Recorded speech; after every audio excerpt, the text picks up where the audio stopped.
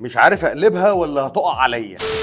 تجربتنا النهارده لملكة الدولمة، وإيداهم بيزنس وشغلهم شغل بيت وبيوصلوا لجميع مناطق الكويت. واول حاجه جربتها من عندهم جدر المحاشي المشكل، واول لما فتحت شفت اللوحه الفنيه دي. والجدر بيبقى جواه كوسه وبدنجان وبطاطا وفلفل بارد ومتغرق بصوص الحامض حلو. المهم بالنسبه للمحشي فكان دايب دوب، وده اللي يتقال عليه جوسي ولوسي. والخلطه والتتبيله 10 على 10، والخضار حاسه بجد فريش. واحلى حاجه في الموضوع ان انت فعلا وصل لك احساس ان انت بتاكل حاجه نظيفه. المهم محشي البطاطس ده انا ما اكلتوش من زمان قوي. البطاطس شاربه الصوص والطعم حكايه. وملكه الدولمه كمان عندهم بوكسات محاشي ورق عنب، وانتوا عارفين البوكسات دي مناسبه لليامعات والقعدات والسهرات والخروجات والزيارات واي حاجه اخرها المهم بوكس ورق العنب بيجي جواه نوعين، الدبس حامض حلو ودبس زيت وليمون. صابع المحشي بيروح يدوب. وكمان ملكه الدولمه عندهم سمبوسه ميني موالح وبتيجي بنوعين، سمبوسه محشيه جبنه بيضه وفلفل اخضر وذره، وسمبوسه محشيه جبنه كيري ومتغلفه بالزعتر، والسمبوسه مقرمشه وطعمها لذيذ